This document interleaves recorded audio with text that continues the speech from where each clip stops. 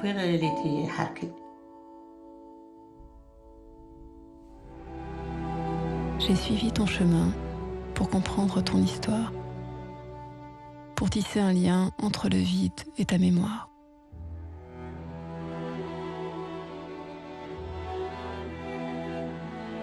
J'ai plongé dans tes souvenirs, je n'y ai vu que des traces.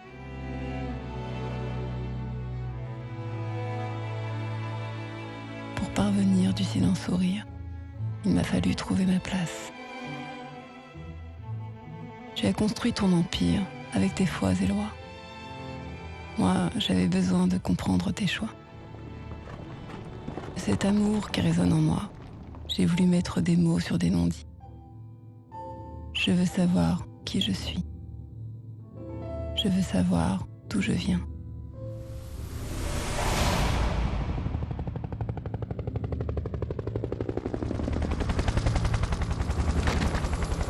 La guerre d'Algérie. Guerre fratricide, guerre civile, guerre qui a marqué à vie une génération et qui a laissé derrière elle de profondes blessures et une totale incompréhension. Elle a débuté le 1er novembre 1954 par le meurtre d'un musulman, le caïd Sadok. Elle s'est achevée dans un bain de sang et le massacre des Harkis. Harkis, Mohasni, Spahi sont les enfants de ceux qui se sont battus pour la France pendant la Première et la Deuxième Guerre mondiale et toutes les guerres d'outre-mer. Ils ont cru aux promesses de la France, leur patrie. Ils se sont levés pour défendre leur famille, leur village, face à une rébellion qui agit par la terreur. L'abandon des Harkis par la France et leur massacre en 1962 reste la page la plus douloureuse de la guerre d'Algérie. Le nombre de morts serait voisin de 80 000, familles comprises. La responsabilité du gouvernement français est grande, qui n'a pas voulu prendre le temps de protéger ses Harkis alors qu'il en avait les moyens et le devoir.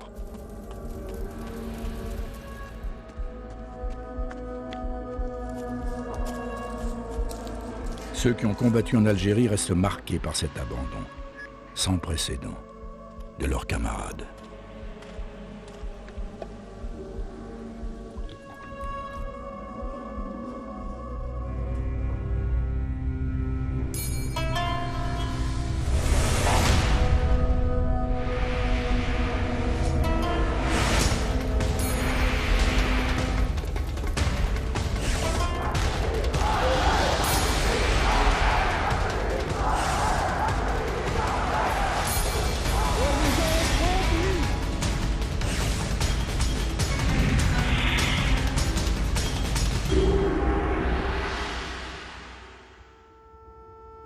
De l'oasis de Siwa, en Égypte, au littoral de l'Atlantique et aux rives du Niger, les premiers habitants de cette terre brûlante sont les Berbères. Dans l'Antiquité, on les appelle les Numides, et c'est chez eux que les Phéniciens de Tyr fondent Carthage.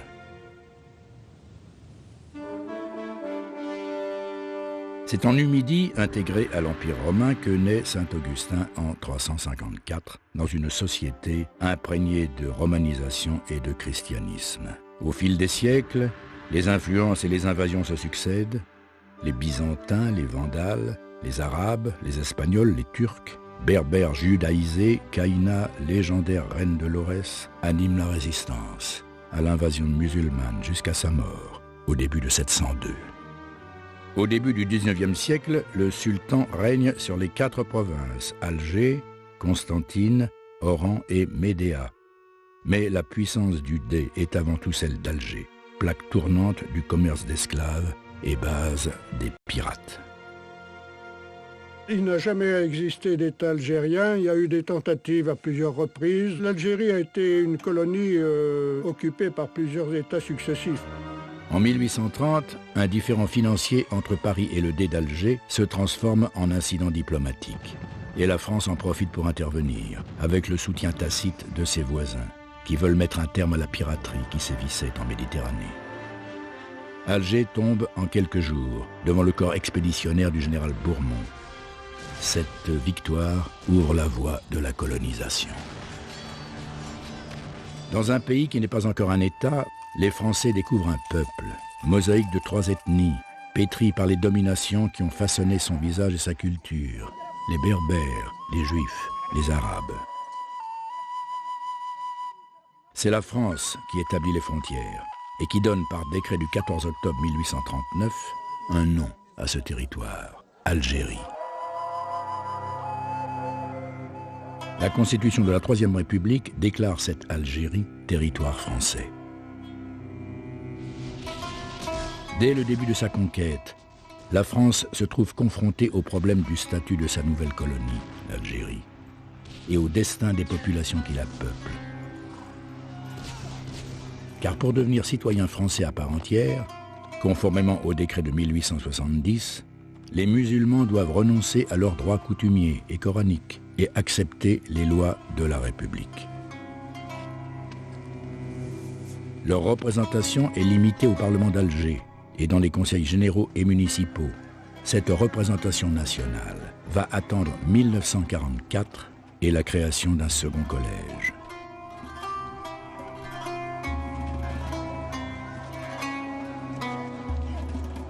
Mais plus d'un siècle de cohabitation avait créé des liens forts. Les tirailleurs algériens se sont battus pendant un siècle, côte à côte, avec les recrues de France. Ceux qui ont partagé la fierté des combats, la fierté de l'aventure, le risque, la mort. Quand on a combattu ensemble, on est frères très vite. Ceux-là sont proches de la France, avec une idée de la France qui est leur idée et qui est une idée qu'ils cultivent en Algérie, qui n'est pas forcément exactement la réalité de ce que pensent, de ce que disent et du regard des Français. Mais l'Algérie reste le pays des contrastes. Contraste entre les villes somptueuses et la campagne pauvre. Contraste entre riches colons ou musulmans fortunés et la majorité de la population européenne ou autochtone qui, elle, vit pauvrement.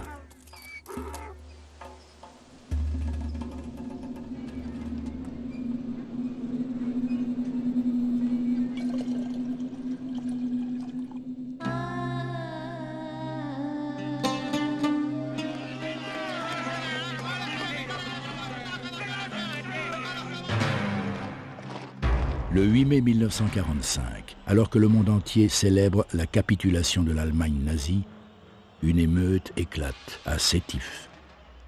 Les manifestants, galvanisés par des appels au djihad, se répandent en ville et massacrent des Européens. La répression sera impitoyable.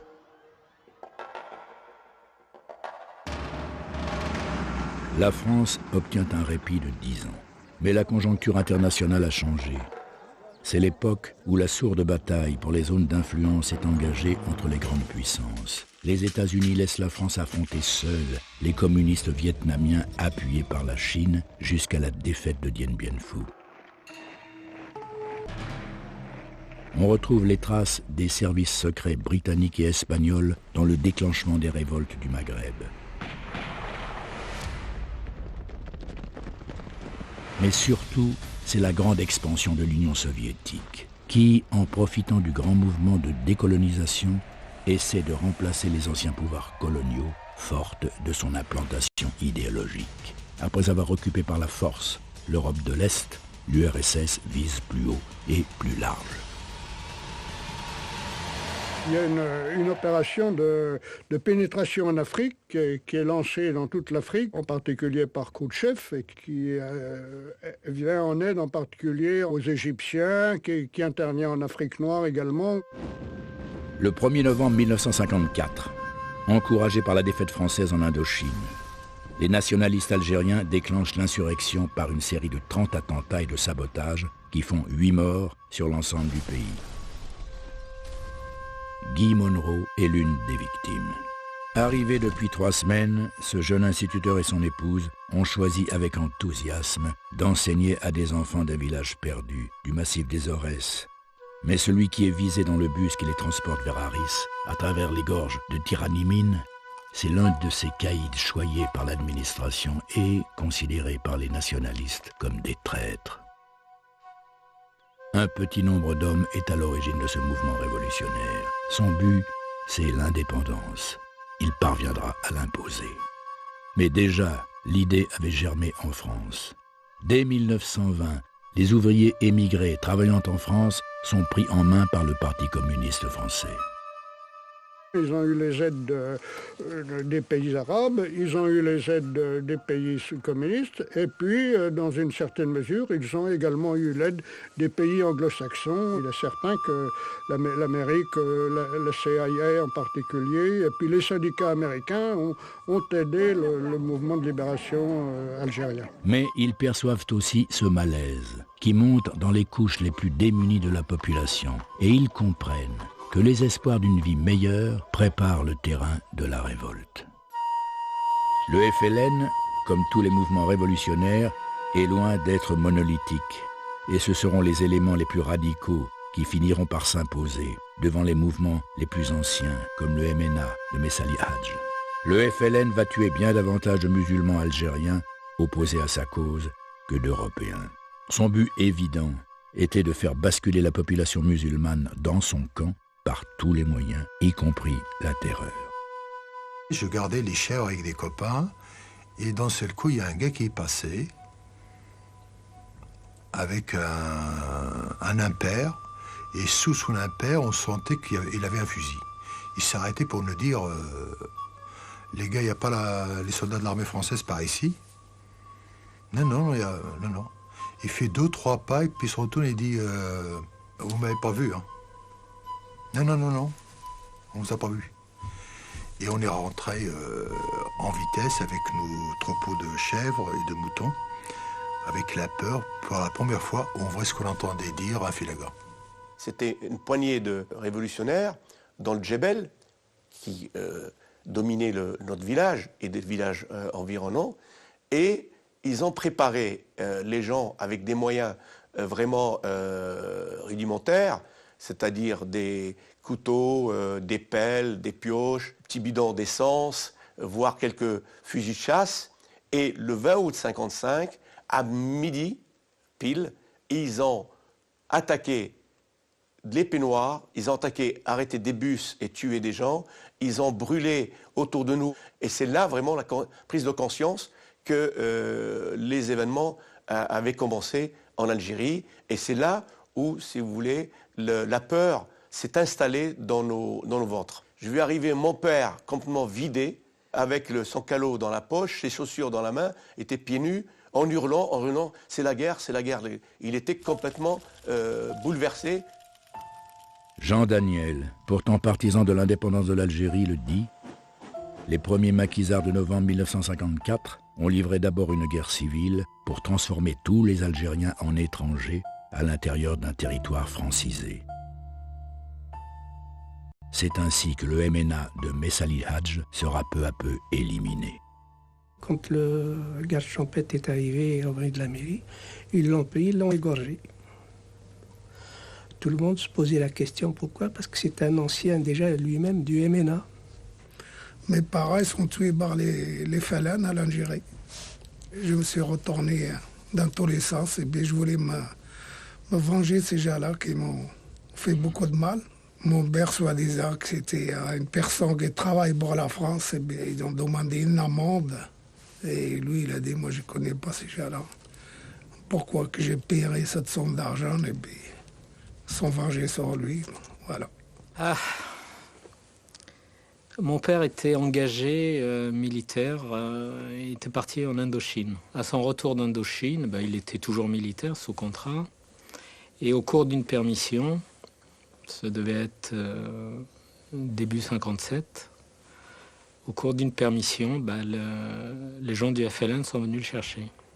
Ils sont venus de nuit, ils l'ont emmené.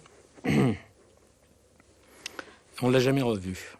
Son plus jeune frère l'avait suivi pour défendre sa cause. Son plus jeune frère n'était ni militaire, ni engagé d'un côté, ni de l'autre. On a appris par la suite qu'ils avaient été tués tous les deux dans la nuit où ils avaient été enlevés. Sur ces entrefaites, deux de mes oncles, donc les frères de ma mère, se sont engagés comme harkis. Mon père a été tué avec quelques membres de la famille.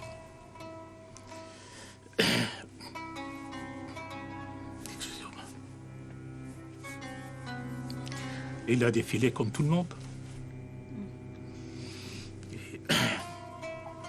il a signé sa mort. Pendant les premiers mois du conflit, la rébellion a recours délibérément à une stratégie de terreur visant à provoquer des représailles et par là creuser un fossé sanglant entre les communautés.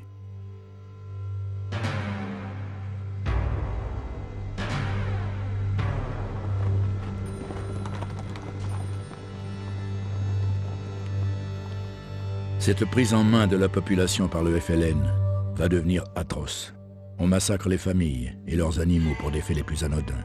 Fumer pendant le ramadan, porter les médailles pour les anciens combattants ou percevoir leur pension, refuser de payer l'impôt révolutionnaire qui fait vivre les maquisards. On coupe le nez, les oreilles, les lèvres, pour faire des exemples. C'était la terreur. Et c'est le grand mal des Félagas du FLN, c'est même on s'entretuait entre le chef décidé de tuer.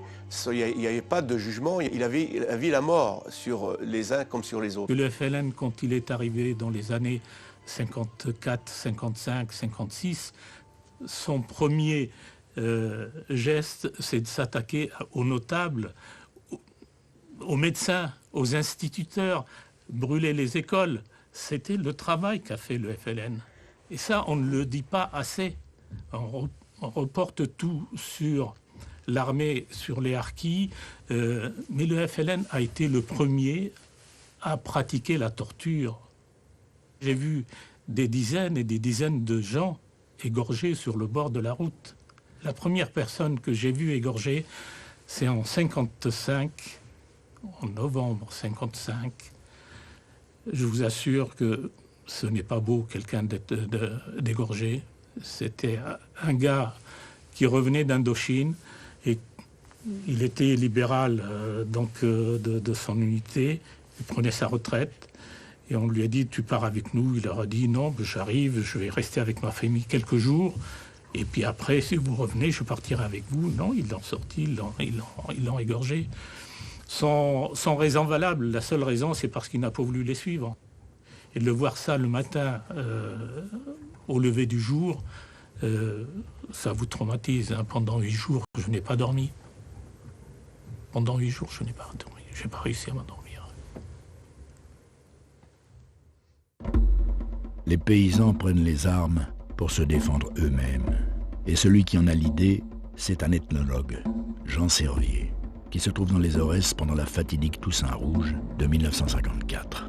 Ancien militaire, Servier explorait le pays berbère depuis 5 ans. Il conseille à l'administrateur de la région de confier les 50 fusils de la commune aux caïds du Douar, plutôt qu'aux colons européens. Ainsi prend naissance la première ARCA. La motivation première était de protéger ma famille. Cette fierté quelque part d'être l'homme, pour autant j'étais très jeune, de me sentir responsable de toute la famille et responsable moralement de vouloir absolument aider ma famille. Et c'est pourquoi je me suis engagé, et je me suis présenté devant un lieutenant et je lui ai dit voilà, je suis volontaire pour entrer. Voilà comment on devient harki, tout simplement par la nécessité de se protéger face à un déferlement de violence. En 1957, il y a eu un changement de limite dans les structures du FLN et là, la région est passée non pas aux mains des Kabyles, mais aux mains des Arabes qui venaient du Constantinois. Et à ce moment-là, ça s'est très mal passé avec les villages kabyles parce que c'est les gens du FLN qui arrivaient ont exigé qu'ils fournissent des personnels. Ils ont demandé 25 garçons pour s'engager dans les maquis. Et ils demandaient également 5 filles. Alors ça, les Kabyles ne l'ont pas supporté parce que c'était totalement contraire à l'honneur kabyle que de penser que des filles allaient partir dans le Djebel et allaient être soumises à tout ce qu'on peut supposer. Et donc, à ce moment-là, les gens du village se sont ralliés à l'armée française. Ils ont demandé des armes et donc on a constitué une ARCA. Et puis, on a donné des fusils de chasse dans les villages en autodéfense. Alors, autrement dit, les vieux montaient la garde dans le village, jour et nuit, et les jeunes étaient en opération avec les dragons. François Mitterrand, alors ministre de l'Intérieur, crée les groupes mobiles de protection rurale, devenus par la suite groupes mobiles de sécurité. Ils sont chargés de protéger les édifices publics et les marchés. Si les premières harkas regroupant quelques civils musulmans sont créées en 1955, le terme ne sera clairement défini par le commandement supérieur de l'armée qu'en 1956. Elles sont le plus souvent utilisées en renfort des unités implantées dans le douar ou le village. On n'en parle jamais du courage, mais vous savez, si l'on a besoin de harkis, c'est parce qu'eux parlent la langue du pays, connaissent le pays, savent suivre des traces, même la nuit. Ceux que j'avais, ils suivaient les traces au clair de lune. Et pour suivre les traces, il faut marcher devant. Ils savaient où étaient les caches parce qu'ils étaient du pays. Ils savaient comment on cachait les choses, les armes, le ravitaillement, etc.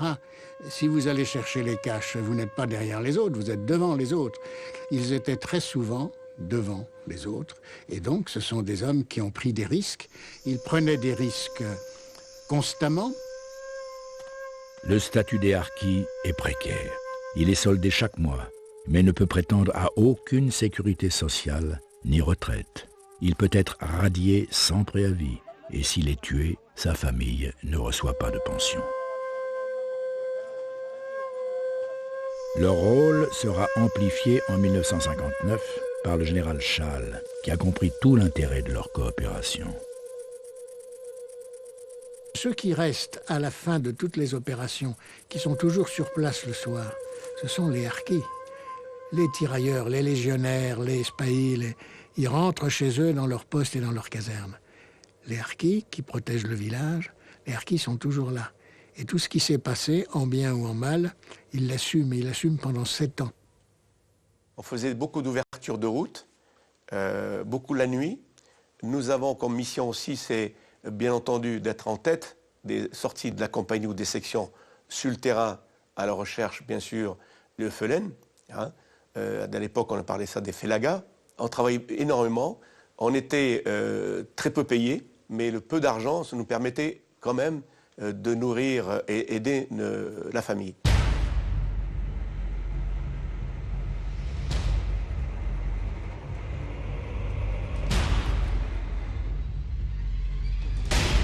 Faute de comprendre la réalité et de donner un nom à cette guerre pendant les 2 premières années, c'est le FLN, avec son bras armé, l'ALN, qui a l'initiative sur le terrain. L'insurrection met en place une organisation politico-administrative destinée à l'encadrement de la population musulmane. Dès mars 1955, se constituent dans le Constantinois des comités de libération. Ils sont animés par des commissaires politiques sur le modèle soviétique. Souvent aussi collecteurs de fonds, ils diffusent leurs consignes par l'intermédiaire d'agents de zone, de secteurs et de groupes. L'Algérie est partagée en 6 régions, ou vilayas. Face aux hésitations de la France, la rébellion prend de l'ampleur et installe sa terreur. Le moindre truc, vous êtes embarqué, moi-même, j'ai visité sans faire exprès le camp de la mort. Et j'ai vu quelque chose, à mon âge, j'avais à cette époque-là 13 ans, j'ai vu des gens enchaînés les uns aux autres, plus de peau sur le dos, les cheveux leur arrachés, tout en sang, et ils creusaient les tombes vivants, ils les enterraient vivants. J'ai vu parce que le chef de Mousseblin un jour m'a dit « Tiens Cassie, tu vas amener à manger à tel endroit ». Je me suis rendu sur les lieux. C'est là que j'ai trouvé le coup de camp de la mort, les prisonniers. Le fameux gars, leur chef, habillé en noir, pistolet à la taille. Et j'étais tellement paniqué quand j'ai vu tous ces gens-là qui étaient enchaînés les uns aux autres et puis qui étaient en sang. Je suis sorti par la mauvaise porte et je tombe sur un gars que je connaissais bien qui me dit comme ça « Mais qu'est-ce que tu fais là, toi? Qu'est-ce que tu fais là ?» Je regarde et il était en train de creuser une tombe. Et le gars qui était allongé à côté, il était allongé, c'est pour le mettre dans le trou, il était encore vivant.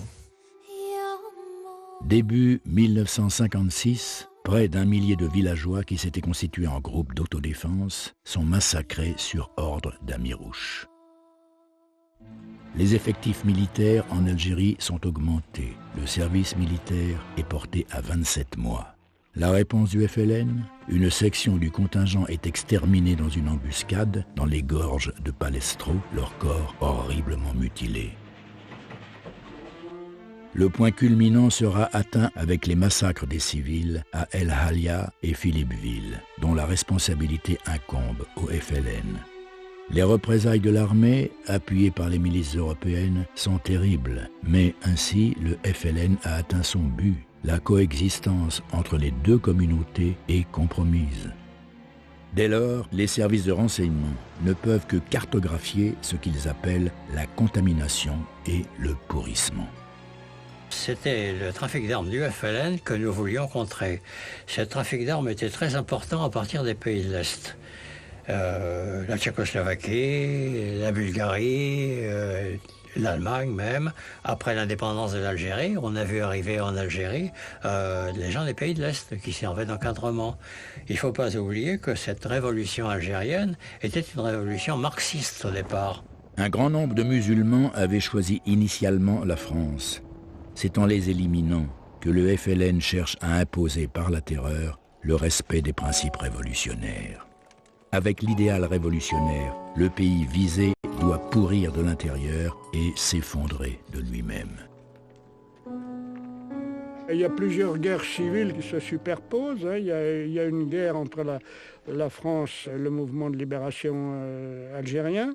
Il y a une guerre entre intérieure franco-française. Il y a également une guerre algéro-algérienne entre, d'une part, les harkis qui étaient fidèles à la présence française et les nationalistes qui voulaient notre éjection. Mais la réaction est plutôt contraire et le nombre de harkis ne cesse de s'accroître. Il y a un village très important qui était un village au pied des Babors où le FLN a égorgé un habitant qui avait refusé de payer l'impôt révolutionnaire. Et donc j'ai vu arriver à mon PC, qui était à 5 ou 6 km de là, tous les hommes du village qui se sont installés à côté de mon PC et qui ont dit « Tu nous donnes des fusils, on ne bouge pas d'ici avant que tu nous aies donné des fusils ». Bon, il a fallu que je me débrouille avec le commandant du secteur, j'ai obtenu des fusils, mais enfin ils sont restés 24 heures là à coucher dehors à la porte de mon PC. À ce moment-là, donc, on a créé une nouvelle section de Harka, une nouvelle autodéfense. Le nouveau gouvernement de Guy Mollet, investi en 1956, décide de réagir fermement. Les forces d'Indochine, dont la Légion et les parachutistes, mais aussi celles repliées du Maroc et de Tunisie, apportent leur renfort. Mais les gros bataillons sont fournis par les appelés du contingent et l'allongement du service militaire, porté jusqu'à 30 mois. En décembre 1956, le général Salan est nommé commandant en chef en Algérie. Ancien d'Indochine, adjoint du général Delattre, il est le général le plus décoré de France. Mais à Alger, la situation est dramatique. En ce début d'année 1957, le FLN a commencé une campagne d'attentats meurtriers destinée à terroriser la population européenne. La police est impuissante à y faire face. Le 6 janvier 1957, Robert Lacoste, gouverneur général de l'Algérie, fait appel à la 10e division parachutiste et donne les pleins pouvoirs à son chef, le général Massu, pour rétablir l'ordre. La bataille d'Alger est engagée, avec la bénédiction unanime du Parlement français. Quadrillant les rues, arrêtant les suspects, procédant à des interrogatoires souvent musclés, afin d'obtenir des renseignements indispensables pour mettre fin aux attentats, les hommes de Massu traquent les poseurs de bombes. La pression militaire s'accentue jusqu'à obliger le comité de coordination et d'exécution, organe de la direction du FLN, à fuir la ville. Les rebelles trouvent à l'extérieur du pays, notamment en Tunisie, le soutien et les bases indispensables à leur action. Contre les infiltrations venant de Tunisie, un puissant barrage est dressé, qui porte le nom de son initiateur, André Maurice, ministre de la Défense nationale. De Beaune au Sahara, en passant par Soukaras, il est constitué de réseaux parallèles de barbelés électrifiés et minés, complétés par des radars actionnant des canons automatiques. quelques années plus tard. C'est ici, en déminant le terrain à main nue, sous la surveillance des mitrailleuses du FLN, que des centaines d'anciens harkis trouveront la mort.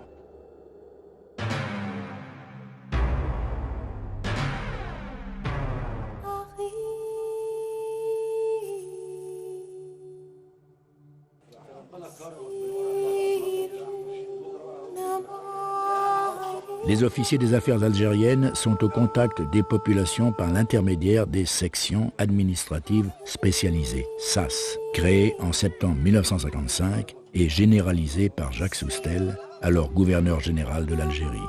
Il s'agit de reconquérir les cœurs. On a créé des écoles, on a ouvert des écoles, on a créé 2 marchés. Marché qui existe encore. Moi, j'ai vu des populations pleurer après le départ d'un capitaine. Il y a des unités qui ont fait plus que ce qu'ont fait les politiques depuis 130 ans en Algérie. Je ne sais plus si l'attachement que j'éprouve pour ce territoire et ma population vient de l'amour que je lui porte ou de l'amour que cette population me porte. Elle m'a donné le goût d'être aimé, je crois. J'ai l'air de me vanter en disant ça, mais elle en a donné des preuves. Elle en a donné des preuves, et elle m'a bien souvent dit, lorsque je lui disais, mais quand je partirai, le travail continuera, il y aura encore des secours, votre ventre sera encore plein. Et ils m'ont souvent répondu, mais ça on s'en fiche. On s'en fiche pas, mais ce qu'on veut surtout, c'est continuer à te voir, toi. Sous le terme générique de pacification, une vaste entreprise de contrôle et d'encadrement de ces populations est mise en œuvre. Il s'agit tout d'abord, en regroupant les musulmans hors des zones de conflit, d'assécher le vivier, en privant la rébellion de ses ressources et de ses appuis.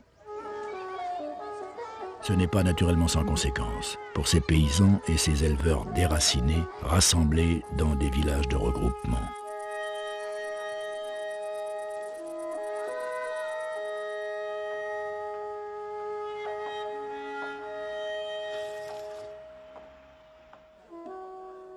Les SAS ont pour mission de rattraper le temps perdu, de conserver l'Algérie à la France en rétablissant le contact avec la population.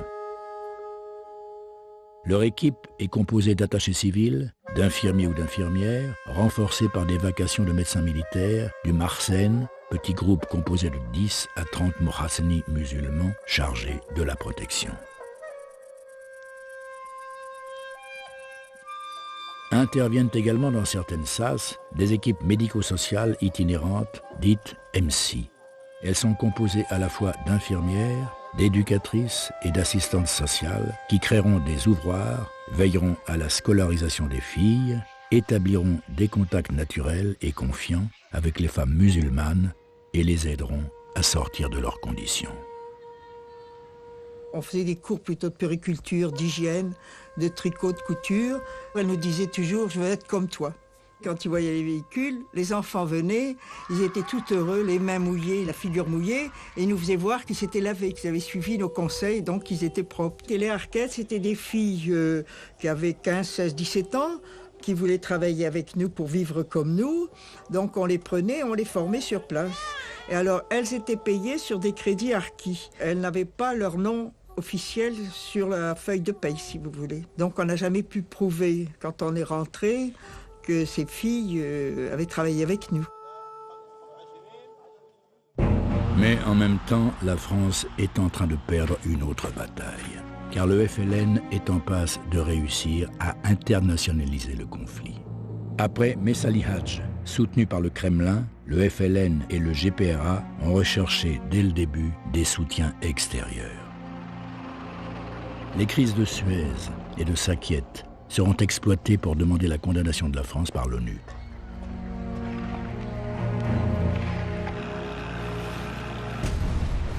Dès sa création, le FLN y envoie un représentant. De surcroît, des émissaires du FLN sont envoyés à Stockholm, au Caire, à Moscou, à Pékin. Depuis septembre 1957, plus de 30 incidents à la frontière témoignent de l'engagement tunisien aux côtés de la rébellion. le Conseil des ministres accorde aux troupes un droit de suite. Un raid aérien décidé par le général Salan détruit les installations ALN de la mine de Sakiet. Il y a au moins 70 tués. Bourguiba saisit le Conseil de sécurité de l'ONU. C'est l'internationalisation du conflit recherchée par le FLN qui a multiplié les provocations à cet effet. Le 4 mars 1958, 3 soldats français prisonniers de guerre en Tunisie sont fusillés par le FLN. En réaction, le 13 mai à Alger, c'est le début d'un soulèvement qui va emporter la 4e République.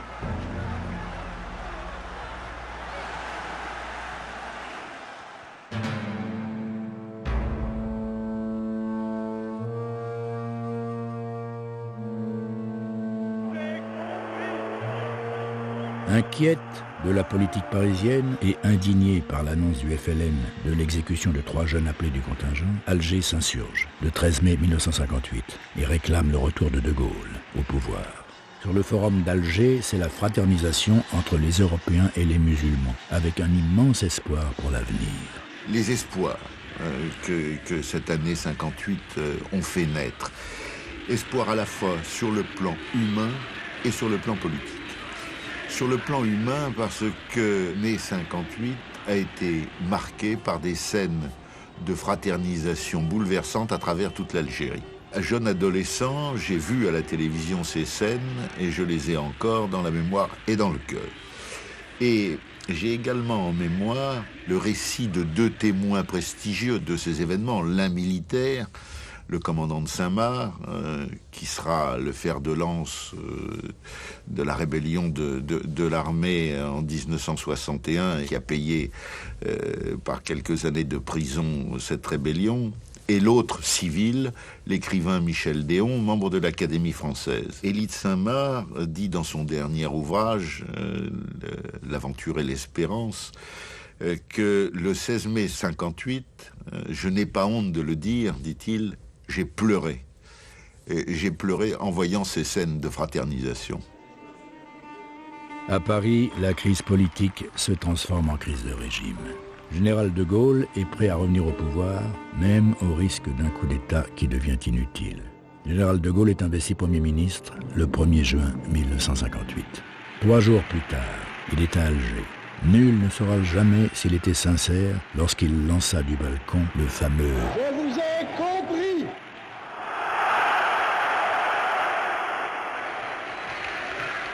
La France considère que dans toute l'Algérie, il n'y a qu'une seule catégorie d'habitants.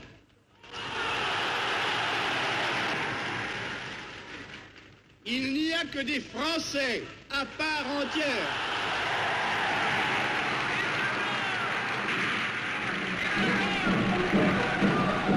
Pour la première fois de leur histoire, les musulmans dans leur ensemble sont considérés comme des citoyens à part entière. Et ils participent au vote du référendum pour la nouvelle constitution, celle qui va instaurer la Ve République. Le plan de Constantine ouvrira de nombreux chantiers de construction, améliorant l'infrastructure et fournissant du travail aux populations. Et moi, je me suis occupé à faire l'interprète pour le bataillon qui était là. Donc, on faisait un peu d'action psychologique le jour du marché. On se déplaçait aussi, on essayait de faire rallier des gens, de la population, des responsables du FLN.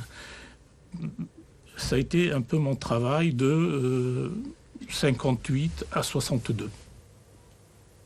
Mais on a fait un travail honnête. Il y a eu de temps en temps des dérapés. Vous savez, quand un soldat voit son copain est allé à côté de lui, on n'a pas tous la sagesse de répondre correctement. On peut déraper. Le successeur du général Salan, le général Chasles, réussira à démanteler l'insurrection à l'intérieur du pays avec des opérations de vaste ampleur. Le rôle des harkis n'est pas le moindre. À Katina, même les femmes prennent les armes. Ce sont les harkettes, veuves, dont les maris ont été assassinés, ou femmes, dont les maris servent dans le groupe d'autodéfense du village. Symbole de cette Algérie qui veut rester française, les Harquettes seront toutes massacrées, comme leurs maris et leurs enfants, après le 18 mars 1962.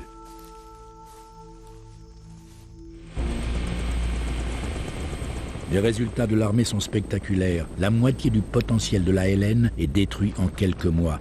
Le moral des fellagas de l'intérieur, privés de tout renfort, est bas. Les ralliements se multiplient.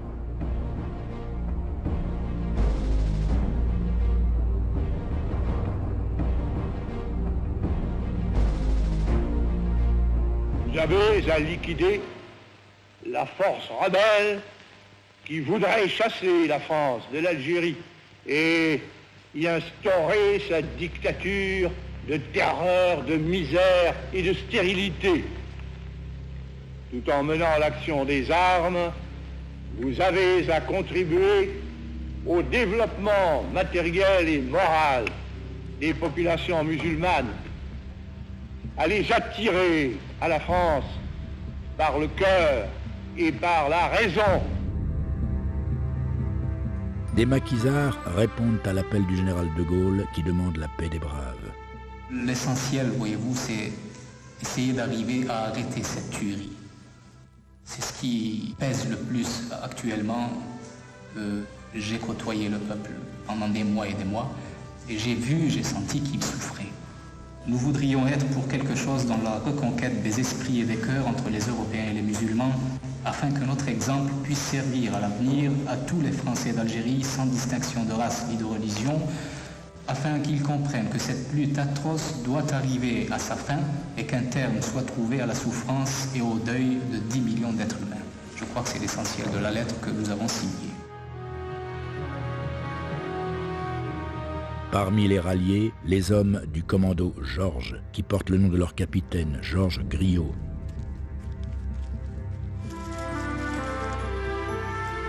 Leur chef direct, c'est un ex-chef rebelle, Youssef Ben Brahim Youssef, qui appartient à une grande famille locale dont l'influence s'étend au-delà de Saïda et de sa région. Chasser la misère, telle sera la devise de ce commando, formé de rebelles ralliés et de volontaires, en rupture avec le FLN, tous décidés à instaurer une Algérie nouvelle, amie de la France. En 1962, pris dans l'inexorable et terrible engrenage du cessez-le-feu, abandonné par la France, le commando Georges sombre dans le chaos qui accompagne l'agonie de l'Algérie française. La plupart de ses membres et de leurs familles vont subir des sévices, la torture et la mort. Ce ne sont pas les seuls dupes de cette paix des braves. Si Salah, chef de la Wilaya 4, demande à se rendre avec l'accord de plusieurs commandants, Si Salah est reçu discrètement à l'Élysée, avec 2 adjoints par le général de Gaulle, qui ne promet rien car il ne veut traiter qu'avec des politiques. 2 des 3 témoins de la rencontre de l'Élysée, dont Si Salah lui-même, seront abattus à la suite, dira-t-on, d'une fuite organisée depuis Paris.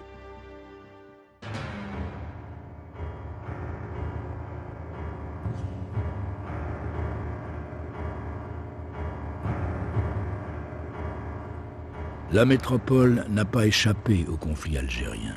6 000 Nord-Africains et 400 métropolitains seront tués par le seul FLN.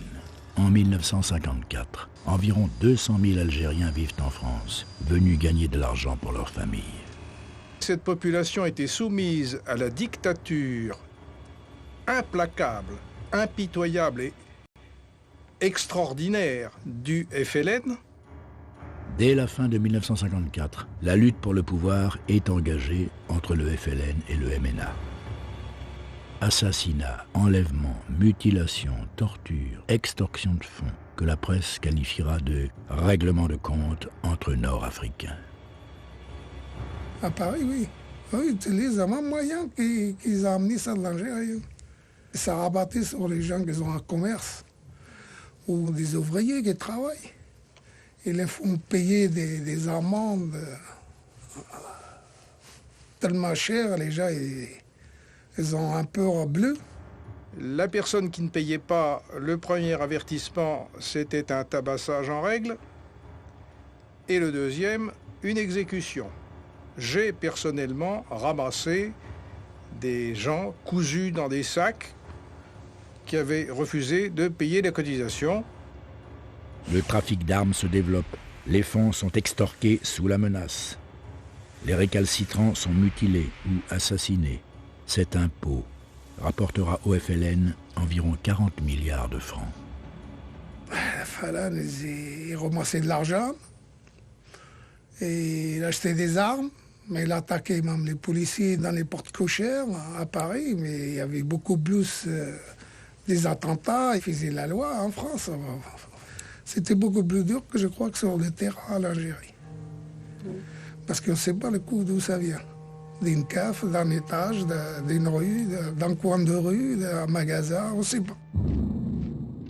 Les harkis d'Algérie découvriront dans la capitale le même climat de guerre civile qu'ils connaissent chez eux, quand, le 14 juillet 1957, ils traversent la Méditerranée pour défiler sur les Champs-Élysées.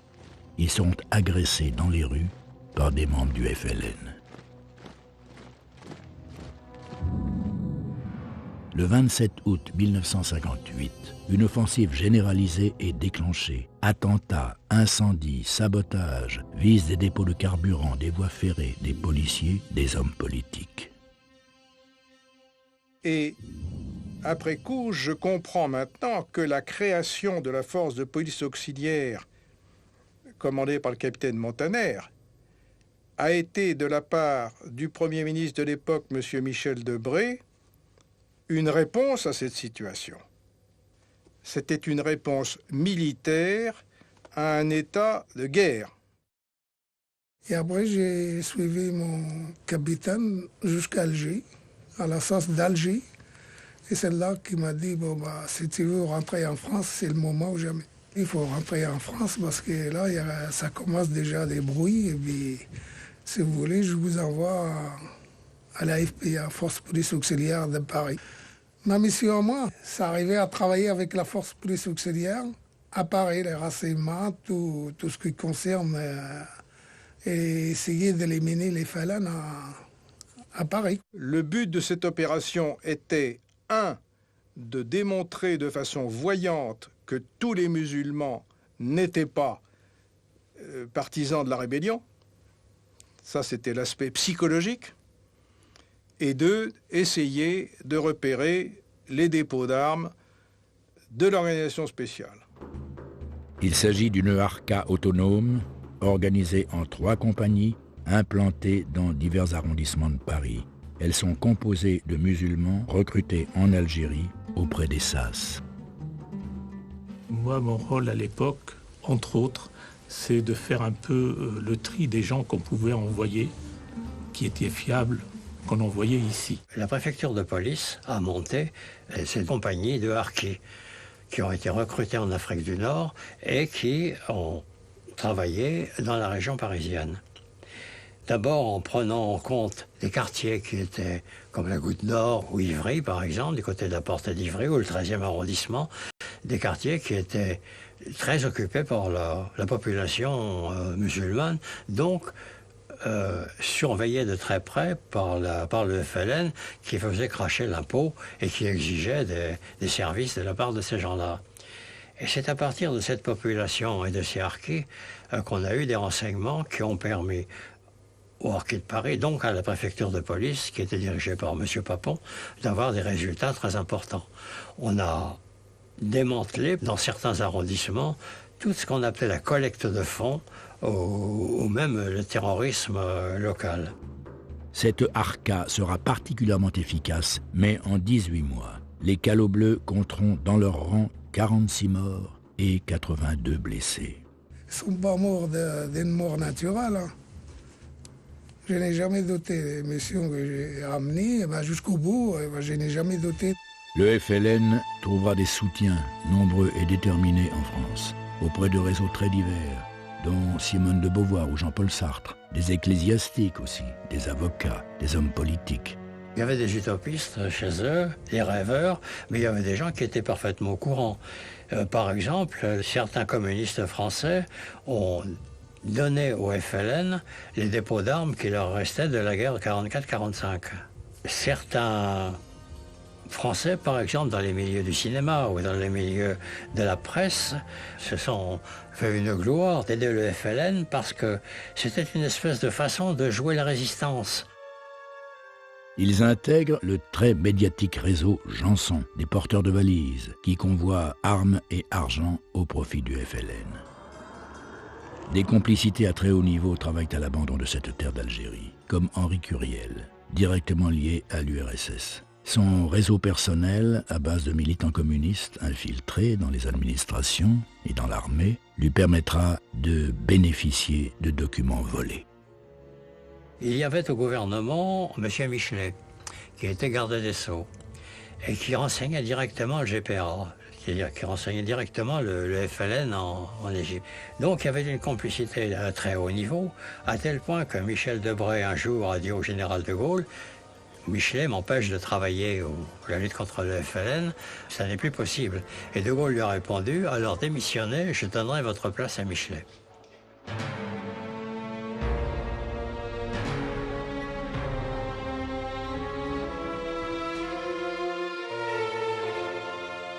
En quelques années, le discours du général de Gaulle évolue et c'est ce qui fait basculer la situation sur le terrain. Entre Vive l'Algérie française de 1958 et l'Algérie algérienne de 1960, c'est tout un monde qui s'écroule. Tous les Algériens étaient derrière le général de Gaulle. Et pour eux, le général de Gaulle était un espoir. Pour nous, c'était le sauveur de l'Algérie. La mission qu'il s'est attribuée, c'est de restaurer la position internationale, économique et militaire de la France. Dans cette politique, l'Algérie ne tient qu'une place secondaire. Il faut aller vite, au point d'en sacrifier les aspects humains. Pieds-Noirs et Harkis vont en payer le prix fort. Dès l'été 1958, tous les grands acteurs du 13 mai sont renvoyés en métropole. Commence alors la politique de rapprochement avec le FLN. Des mesures de grâce libèrent 7000 condamnés algériens. Ils retournent aussitôt à la rébellion. Le discours du 16 septembre 1959, annonçant la nouvelle politique d'autodétermination, apparaît en contradiction avec les déclarations prometteuses de juin 1958. Elles sont à l'origine des drames de 1960, la semaine des barricades de 1961, le putsch et l'apparition de l'OAS.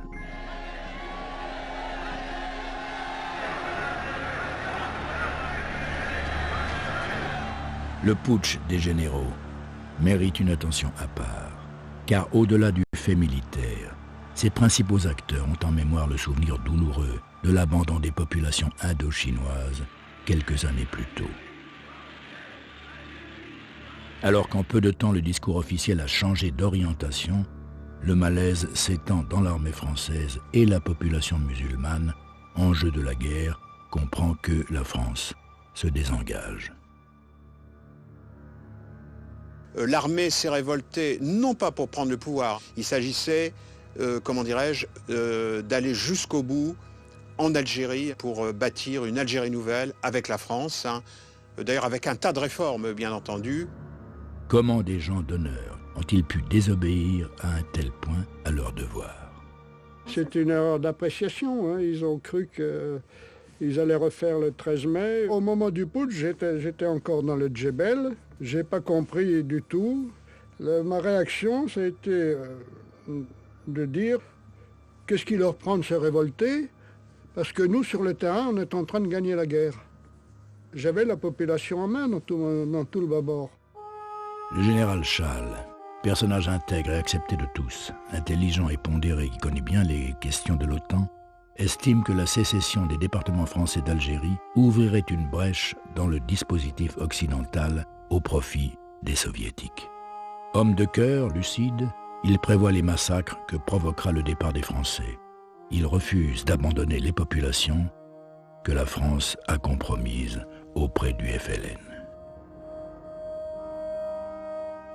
Le commandant de Saint-Marc est à l'époque à la tête du 1er régiment étranger parachutiste, régiment emblématique de la Légion.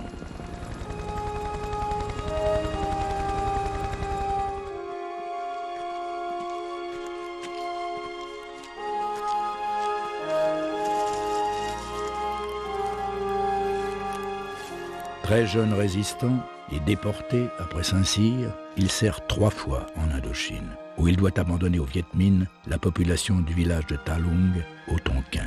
La honte de cet abandon le hante. C'est elle qui le pousse à suivre Challe, car chacun voit se profiler d'autres Ta Long en Algérie. Cet homme à la personnalité irréprochable paiera de 5 ans de détention sa fidélité à ses idéaux.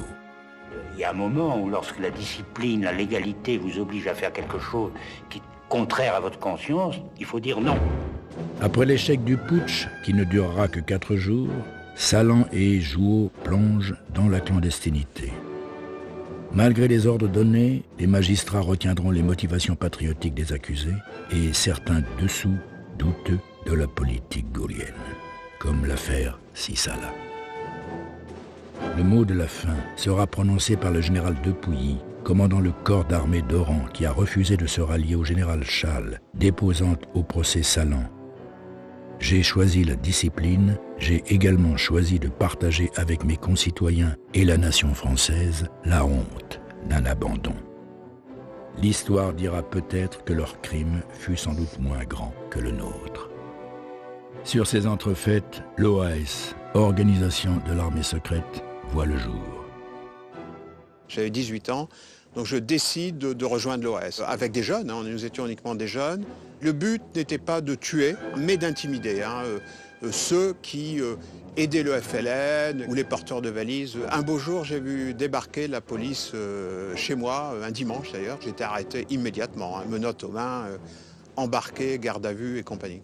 Les chefs de l'OAS, qui étaient des gens très bien, que je respecte beaucoup, je pense au général Salan en particulier, ont été arrêtés assez tôt. Donc l'OAS a été décapité au printemps 62.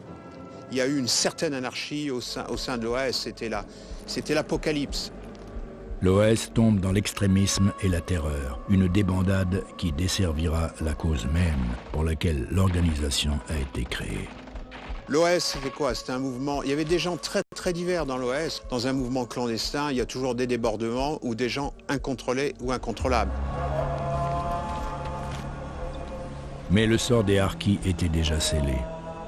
Le référendum souhaité par le général de Gaulle sur sa politique algérienne a été largement remporté. Les musulmans ont compris que de toute manière la France allait partir et les abandonner.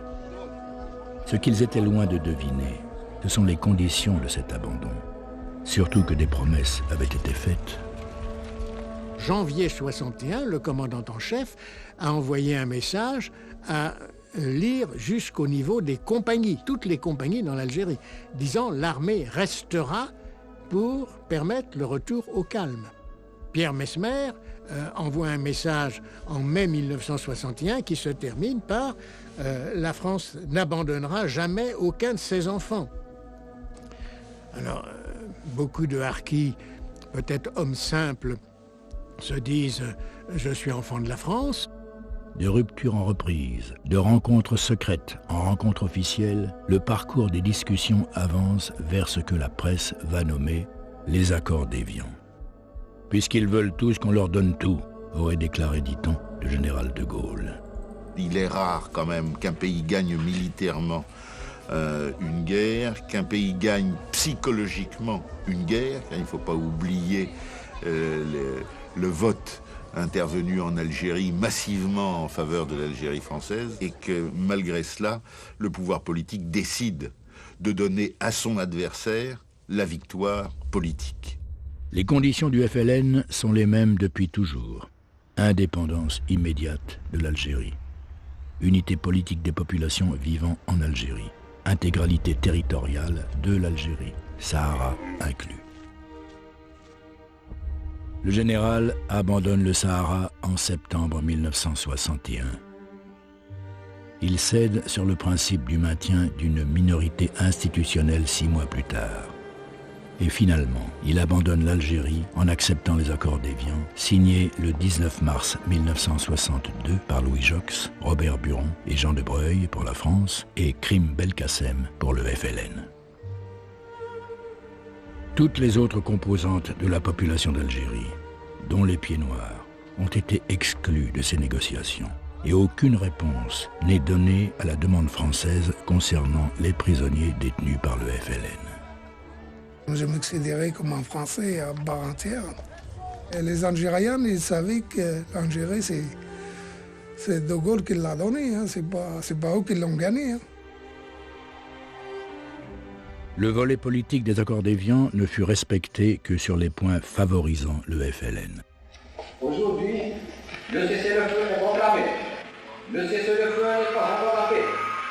La paix n'est pas encore l'indépendance et l'indépendance.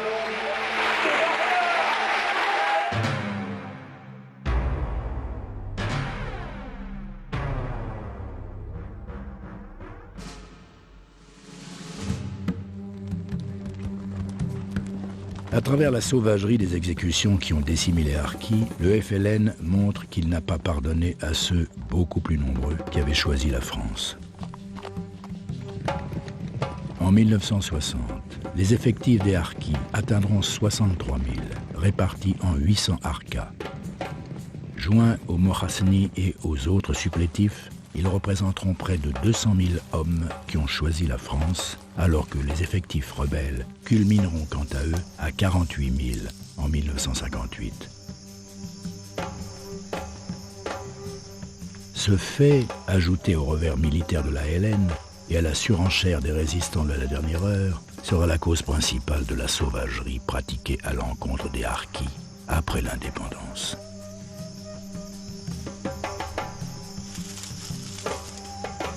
Pourtant, des garanties orales leur sont d'abord fournies et le texte de l'accord de cessez-le-feu précise que les deux parties s'engagent à interdire tous les actes de violence collective et individuelle. Tout le monde pensait que la France allait faire le nécessaire pour ne pas abandonner ses soldats. Les militaires qui étaient à l'époque sous le drapeau français croyaient vraiment à la France et que la France allait les aider, les occuper d'eux, ne pas les abandonner, ça c'est sûr. De février à juillet 1962, des directives parfois contradictoires s'attachent à régler le sort des supplétifs, à qui sont proposées plusieurs options. Licenciement avec prime, contrat civil de quelques mois, engagement dans une force d'action locale ou engagement dans l'armée française pour les plus jeunes.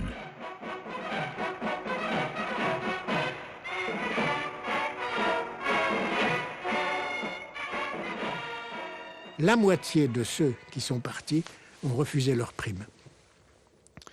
Et moi, je peux vous dire que là où j'étais, ils refusaient leur prime en disant « je laisse l'argent de la France ». La France nous a trahis. Mais la décision qui va sceller le sort des harkis, c'est celle de les désarmer. On arrive et sur un dernier village qu'on devait aller voir, et là, qu'est-ce qu'on voit? Un drapeau français qui flotte au vent. Et donc on y arrive, et devant ce drapeau, une dizaine de harkis au garde à vous. On descend, on nous rend les honneurs et on les rend.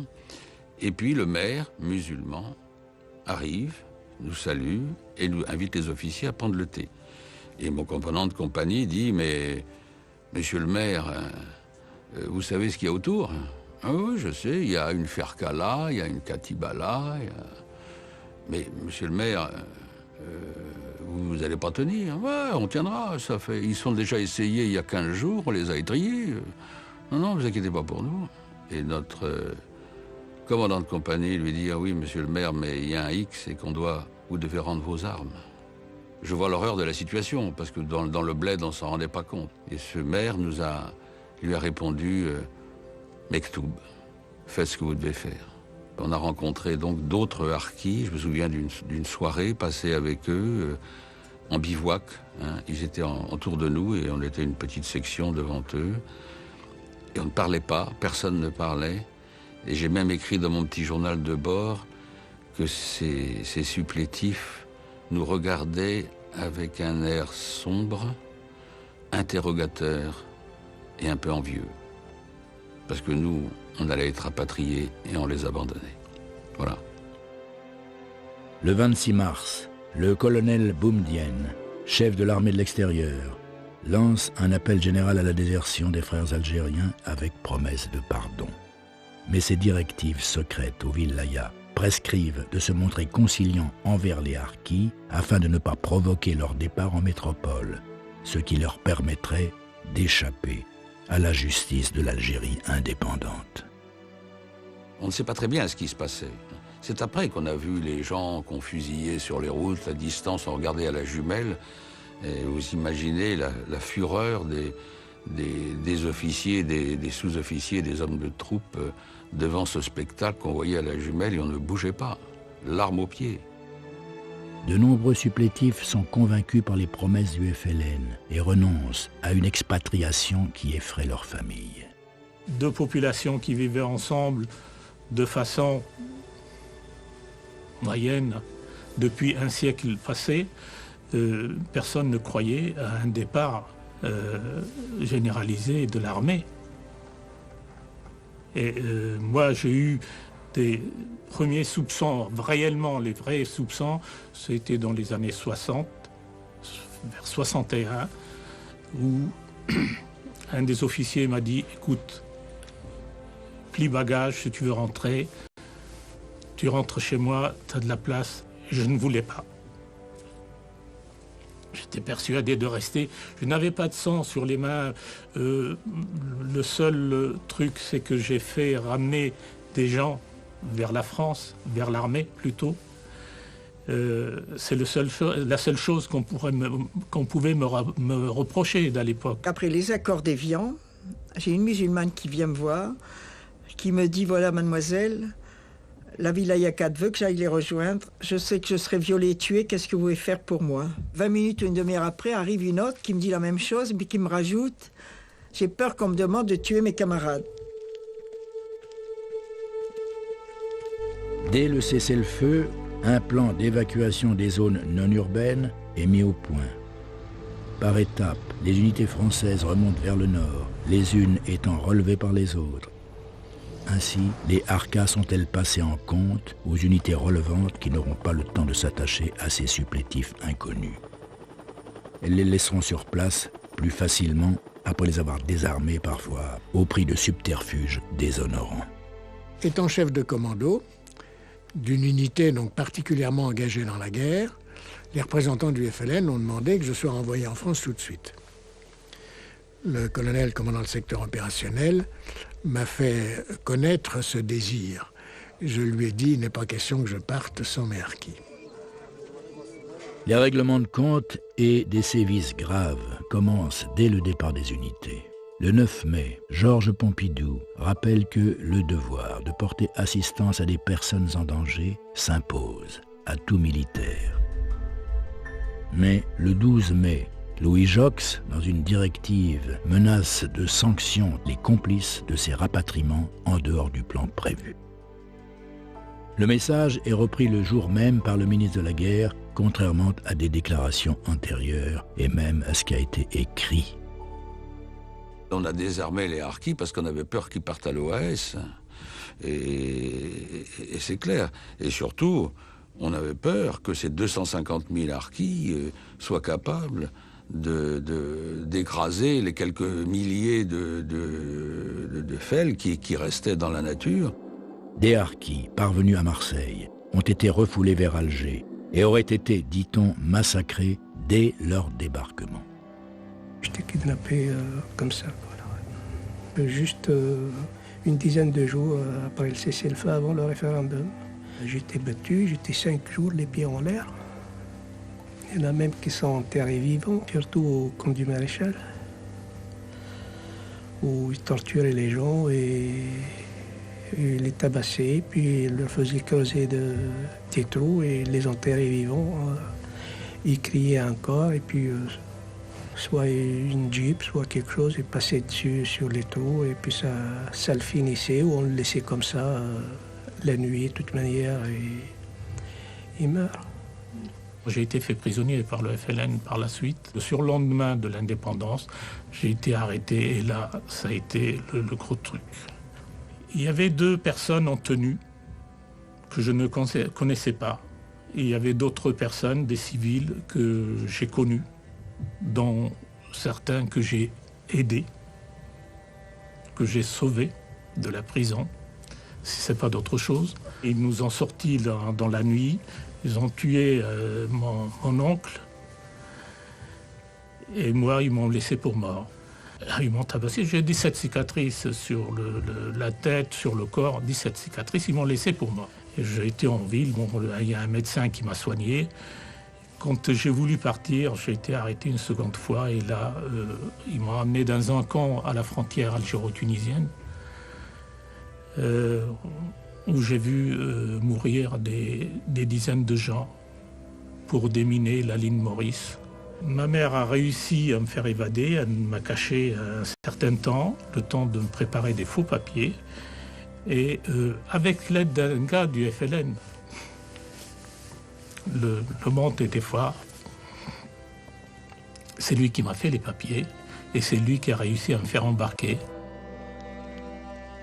Devant l'ampleur des massacres, de nombreuses initiatives se font jour. Des officiers défient les ordres, évacuent des harkis et leurs familles. Au total, 90 000 rapatriés musulmans, dont seulement 21 000 anciens harkis, auront été accueillis de 1962 à 1966. Il reste que le plus grand nombre sera abandonné en Algérie et livré à ses bourreaux. On est restés tous. On est restés tous sur place. Et c'est là le drame. Tous ces gens-là qui sont donc envahis le village, et puis qui ont pris les harkis, ils ont choisi un endroit comme point de tuerie et de torture. Ils sont arrivés méconnaissables, une épaisse couche du sang sur le visage. Et ils ne pouvaient pas parler parce que les lèvres sont collées par le sang. Et en les regardant bien, je les ai reconnus qui c'est. J'ai appelé ma mère et ma tante pour leur mettre quelque chose d'un liquide sur la bouche pour qu'ils puissent ouvrir et leur donner à manger et tout. Et la peau de la tête est tombée dans le dos. Et les mollets sont taillés au couteau. Et ils marchaient comme, genre un petit peu quand on voit certains films de l'horreur, exactement pareil, quoi. Symbole d'une époque, les harkis sont désignés à la vindicte populaire. Représentant l'engagement auprès des Français, ils sont systématiquement pourchassés et tués dans des conditions indescriptibles que peu de documents montrent.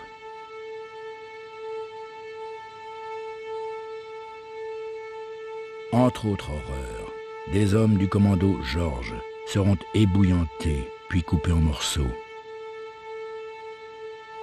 Souvent les familles seront elles aussi massacrées, les femmes et les filles livrées au djounoud. C'est alors pour ceux qui peuvent s'échapper une fuite éperdue pendant des kilomètres à travers les broussailles, les forêts ou les montagnes, jusqu'au camp de repli le plus proche de l'armée française, où ils viendront chercher refuge. Et mon père, donc, il commençait à paniquer, il tournait dans la maison, il cherchait l'endroit, une fenêtre, une porte, quelque chose pour fuir. Et mon père, il a choisi une fenêtre du côté d'une petite salle de bain, une petite fenêtre comme ça. Il a dit à mon cousin, écoute, si on ne se sauve pas, ils vont nous finir dans la maison devant les enfants. Ils ont sauté par cette fenêtre et sont partis en courant à travers les champs. Ce sont des images qui restent. Et ma mère, elle lui tend une chemise propre, elle lui dit, écoute, prends cette chemise avec toi. Tu auras peut-être un moment où tu pourras la changer.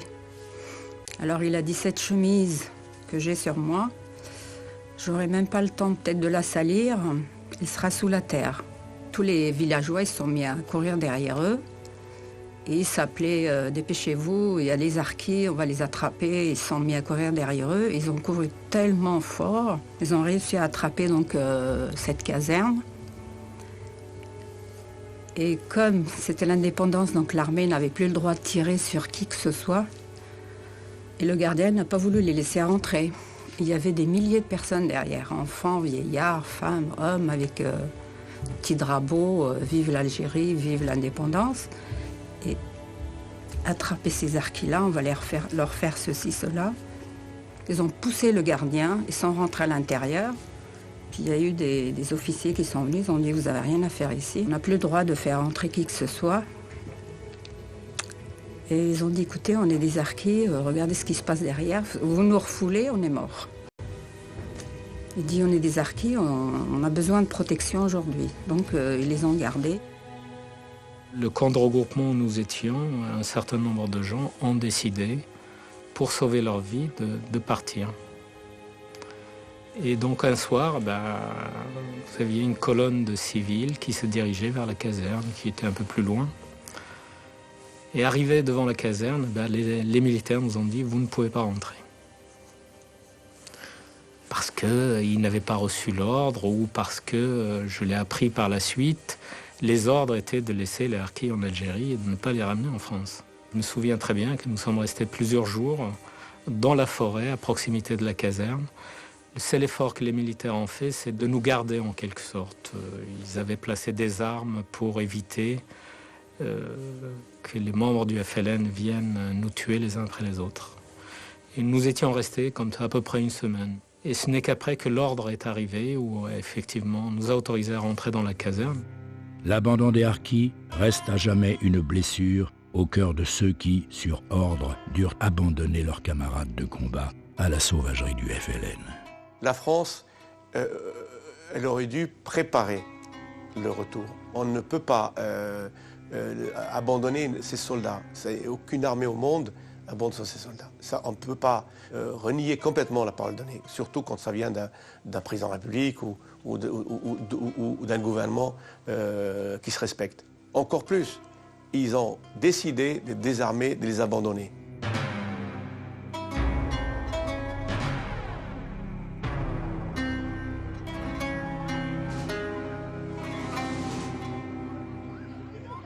Malgré les consignes d'interdiction, l'armée essaie de rapatrier des familles de harkis en cachette, et pas seulement des yeux de Paris, qui ne veut pas se fâcher avec la nouvelle République indépendante, mais aussi des yeux vigilants du FLN de tous bords, anciens et nouveaux, qui ne veulent pas les laisser échapper.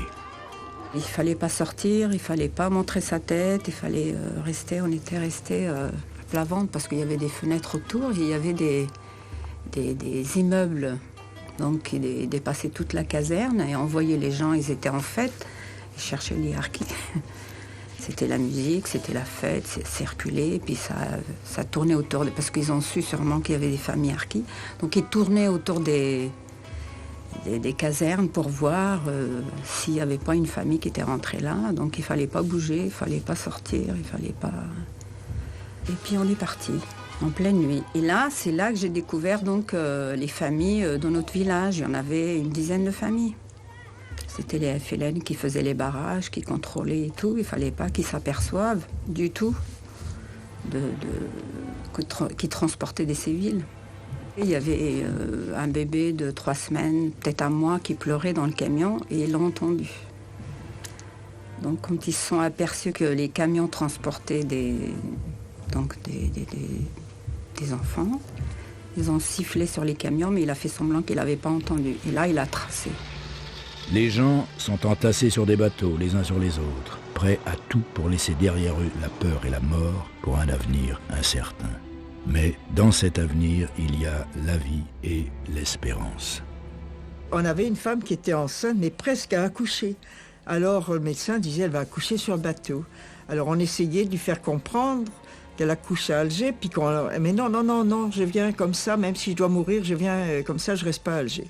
Et elle a accouché sur le bateau. Quand l'enfant est sorti, c'était un beau garçon, je sors pour dire au mari qu'il avait un garçon.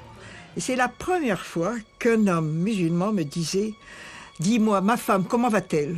J'ai dit, elle va très bien. Tu es sûr, elle va bien? J'ai dit oui. L'accueil en métropole sera à la mesure du choc subi entre incompréhension et rejet. Et le 3e convoi que j'ai fait, alors là, c'était sur un cargo. Alors là, c'était pas rigolo du tout parce que c'était communiste du commandant au dernier marin. On installe les harkis, les femmes et les enfants. Et puis, je demande au commandant où nous logions. Oh ben, où vous voulez. Il n'y a rien de prévu pour vous. Les autorités sont débordées. On décide d'installer ces harkis dans des camps. Certains vont y rester des années. Rivesaltes, Saint-Maurice, Billage, 66 000 personnes transiteront par là ou par les hameaux forestiers, autre solution provisoire qui, pour certains, va s'éterniser elle aussi.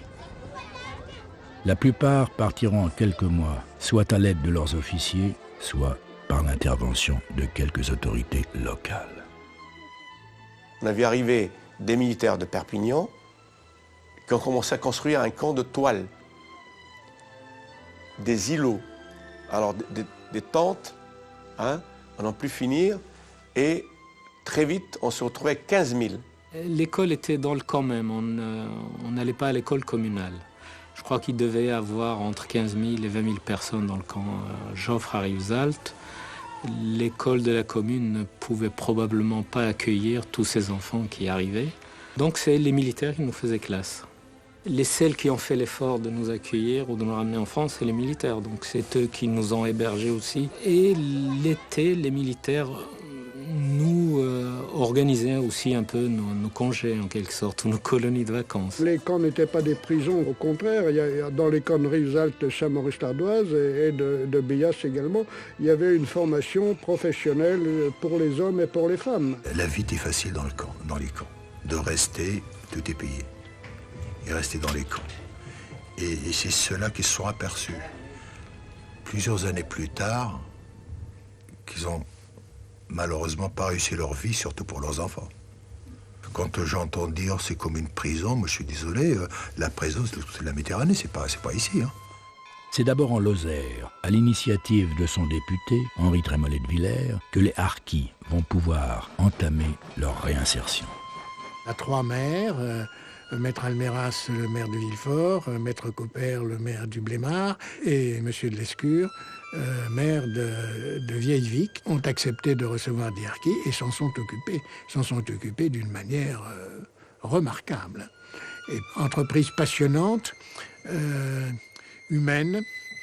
En même temps, nous expliquions ces gens-là aux Lozériens qui étaient tout à fait ébahis de voir ces Algériens qui arrivaient, qui attachés à la France. Il y a des choses peut-être pour faciliter la décolonisation, mais qu'on a beaucoup caché aux gens, c'est l'attachement des populations sur place, l'attachement à la France. Voilà. 130 ans, ça crée des liens. Ceux que j'ai ramenés se sont installés en Lozère, mais nous-mêmes en Lozère, nous avons monté une exploitation d'élevage de moutons importante, ça a duré 8 ans. Certains sont allés dans les mines d'Alès, d'autres sont allés chez Michelin, selon les tribus d'origine. Certains des habitants de ces hameaux en ont probablement eu assez et ont eu le mérite de vouloir s'extraire un peu de cette vie de reclus et de partir se confronter aux autres.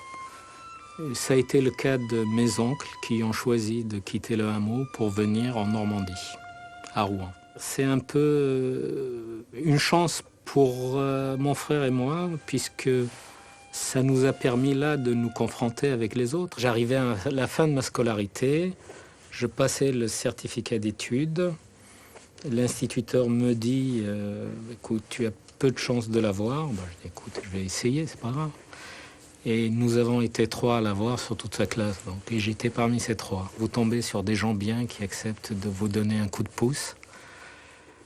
Et ce directeur de collège m'a dit ok, m'a convoqué, je suis allé le voir. Il me dit très bien, je te donne ta chance.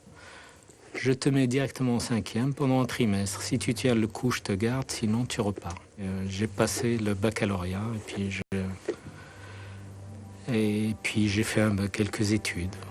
Voilà comment ça s'est passé, pour moi en tout cas. On avait des hommes politiques qui, à l'époque, ne voulaient pas parler de harkis, ne voulaient pas reconnaître la catastrophe qu'ils ont créée, parce que tous nos problèmes, tout le problème des harkis vient des politiques, des gouvernants politiques, qu'ils soient de gauche que de droite.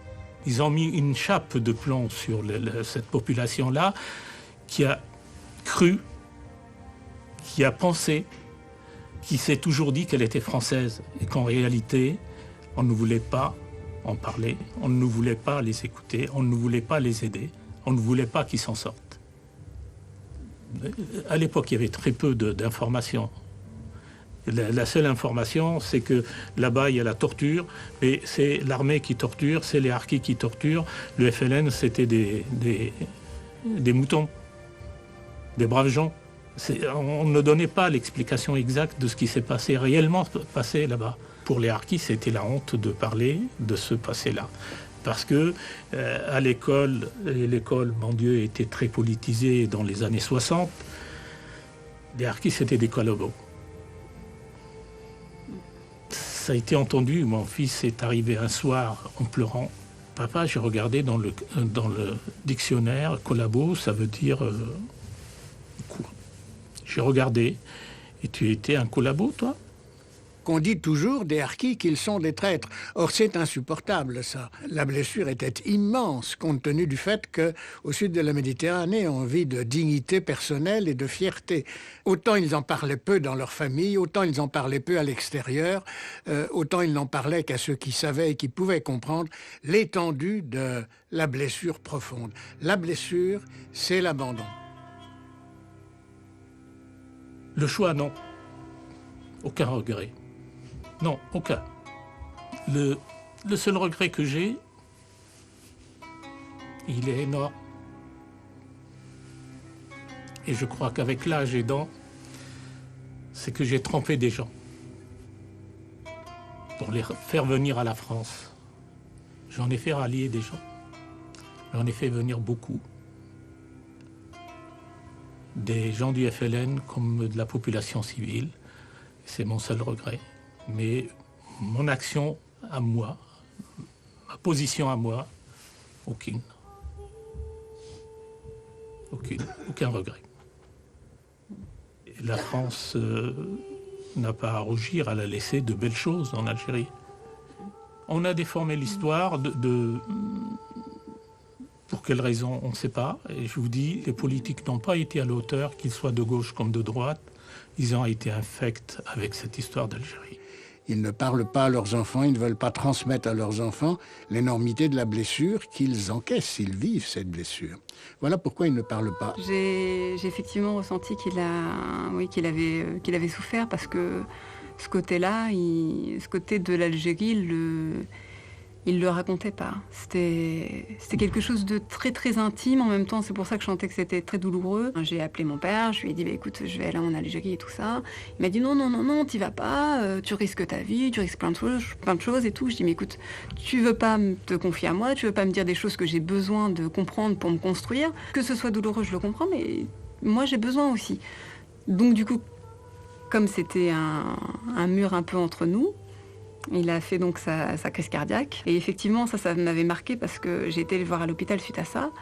Et je lui dis, mais même si, papa, tu es malade, même si moi aussi je suis malade à l'intérieur, j'ai besoin de comprendre, donc il faut que j'y aille. Quand je suis allée en Algérie, je me suis dit, être harki, c'est justement de savoir comment se définir, c'est-à-dire de savoir qui on est, à partir de quoi on est fait, et voilà. Et ça passe que par la quête des origines et d'arriver à comprendre, à se définir identitairement. Une fois que ça c'est fait, je pense que c'est un apaisement d'abord. Les harkis, c'est de multiples appartenances qui se confrontent en fait au lieu de forcément coïncider, de s'entremêler finalement. Et du coup, je leur souhaite de se trouver tout simplement et d'arriver à être eux-mêmes parce que ça fait partie de leur histoire. Moi, j'ai toujours dit, je suis française, je suis algérienne, kabyle, fille de harki. Et aujourd'hui, je me dis, c'est mon papa qui était harki. Et qu'est-ce que ça veut dire aujourd'hui? Il est parti, il n'est plus là. Il n'y a plus... Ça y est, c'est fini. Il n'y a plus d'identité harki. Je l'ai à l'intérieur de moi, mais si je ne l'avais pas reçue, j'aurais pas su. J'aurais erré pendant longtemps et certainement qu'il y aurait un manque en moi, je pense.